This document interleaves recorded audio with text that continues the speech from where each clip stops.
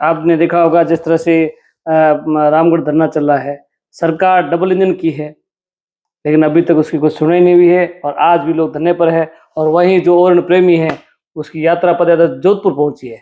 हाँ बिल्कुल, रविंद्र सिंह भाटी है, वो भी शामिल हुए थे।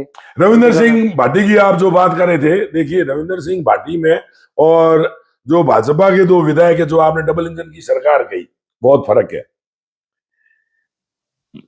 अपने स्थानीय जनप्रतिनिधि जो भाजपा के लोग हैं, वह जनता के प्रति उत्तरदायित्व है, लेकिन वह कहीं ना कहीं सरकार के दबाव में भी उन्हें रहना पड़ता है, क्योंकि उन्हें टिकट और जो है वो संगठन देता है, जिस संगठन से वह विधायक बने, और काम भी वो सरकार करती है। तो जिस तरीके से सरकार पर दबाव रविंद्र सिंह भाटी बनाते हैं, वैसा दबाव स्थानीय विधायक नहीं बना सकते, क्योंकि ये दल से जुड़े हैं, दल ने इनको टिकट दी है। रविंद्र सिंह भाटी ने टिकट मांगी थी, टिकट नहीं मिली, वह निर्दलीय है, वह किसी संगठन के प्रति जवाब देनी है, किसी सरकार के प्रति जवाब देनी है, वह सीधे जनता के प्रति जवाब दे। तो मैदान में कूद जाते हैं, सरकार के खिलाफ ताल ठोक देते हैं, ठोक सकते हैं, लेकिन वैसे ही वो स्थानीय विधायक नहीं कर सकते। विधायक को बनाया किसने? इतने लोगों ने बनाया है, सरकार बनाई किसने? विधायक को जनता बाद में बनाती है, टिकट पहले उनका संगठन देता है, और अगली टिकट की लालसा फिर बनी रहती है। सरकार जनता के हितों को लेकर के और सरकार के खिलाफ खड़ा होना मतलब विद्रोह करना होता है, और वह किसी जनप्रतिनिधि, सत्ताधारी जनप्रतिनिधि की ताकत नहीं हो सकती। वैसे गिने चुने ही कुछ लोग हो सकते हैं, जिसमें देवी सिंह भाटी का नाम ले लें। वह जब संगठन या किसी दल में होते थे, वह जनता के हित में, जनता के पक्ष में, सरकार के खिलाफ खड़े हो जाते थे। हनुमान बेनीवाल को भी हम इस रूप में देख सकते हैं, लेकिन वह लंबे समय तक दलों में टिकते नहीं और खड़े हो जाते हैं। तो इसलिए आज अपने क्षेत्र में यदि हम बात करते हैं, तो रविंद्र सिंह भाटी जो है वह इनके समकक्ष कहीं ना कहीं खड़े हैं। तो वो इसलिए खड़े हैं कि किसी वो दल का प्रतिनिधित्व नहीं करते हैं। तो जनता की कौन सुनेगा? जनता की सरकार सुनेगी।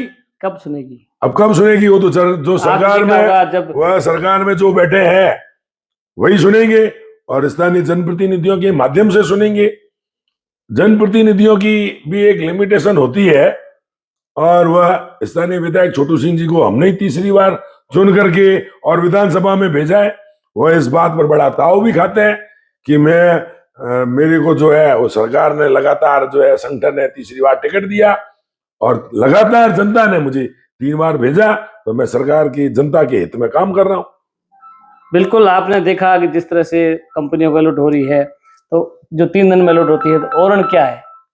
अगर ओरण चाहे सरकार तो 3 दिन का काम है, लेकिन जब ये इस तरह लोगों को परेशान करना, यहाँ धरने पे बैठना, यहाँ से पैदल यात्रा जाना, जैसे कि ये खेजड़ी आंदोलन था, तो वो सरकार मान सकती है, तो फिर ओरण के लिए क्यों नहीं मान रही है? और जो अलॉट करनी, जब कंपनी 3 दिन हो सकती है, तो ये ओरण की जमीन क्यों नहीं? ये भी मानेगी, ओरण गुजर के वो लेकर के, और सरकार और प्रशासन में कहीं ना कहीं काम चल रहा है। समय क्यों लग रहा है? समय क्यों लग रहा है? समय लगता है, कंपनियों को अलॉट करने में 3 दिन लगता है, तो ओरण के लिए क्यों समय लग रहा है? देखिए, एक खेजड़ी को काटने में नहीं, कंपनियों को भी 3 दिन का समय नहीं लगता है। ये जो अभी बताए गए हैं, ये कई कंपनियों को जो जमीनें आवंटन की गई है, वह कांग्रेस सरकार के समय प्रस्ताव थे, ऐसा कहा जाता है। अपने पास में कोई रिकॉर्ड नहीं है, तो चाहे सरकार कांग्रेस की हो और चाहे भाजपा की हो, कंपनियों के लिए इन्हें जमीन देनी पड़ती है। बड़े बड़े, मैंने यही बता दिया कि बड़ी बड़ी जब इंडस्ट्रीज लगती है, तो वो जनता के हितों में काम आती है।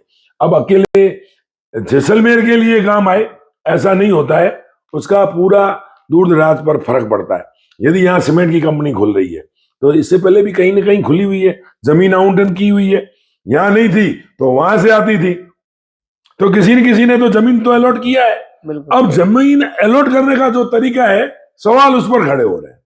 जमीन अलॉट करने का विरोध यहाँ के लोग भी नहीं कर रहे, स्थानीय लोग भी नहीं कर रहे, लेकिन वो कहते हैं कि बड़ी संख्या में बंजर भूमि पड़ी है जो सरहद के ऊपर चारों तरफ है, वो जमीन अलॉट कर दो।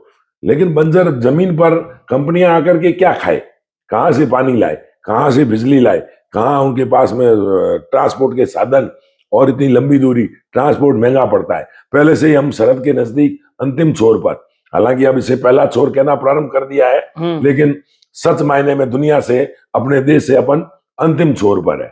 पहला छोर तो सेंट्रल पॉइंट होता है, जहां पर मध्यस्थ पॉइंट होता है, फिर दोनों तरफ उसके छोर बढ़ते जाते हैं और दूरियां बढ़ती जाती है।